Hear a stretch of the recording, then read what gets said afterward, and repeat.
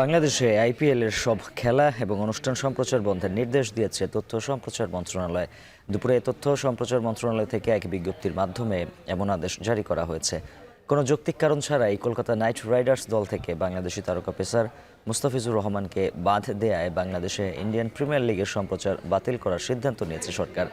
মন্ত্রণালয়ে জারি করা ওই চিঠিতে উল্লেখ করা হয়, আগামী ২৬শে মার্চ ২০২৬ থেকে অনুষ্ঠেয় আইপিএলে কলকাতা নাইট রাইডার্স দল থেকে মোস্তাফিজুর রহমানকে বাদ দেওয়ার বিষয়টি সরকারের নজরে আসার পরে এই সিদ্ধান্ত নেওয়া হয়। বিজ্ঞপ্তিতে আরও উল্লেখ করা হয়, মুস্তাফিজকে বাদ দেওয়ার বিষয়ে কোনো যৌক্তিক ব্যাখ্যা দিতে পারেনি বিসিসিআই।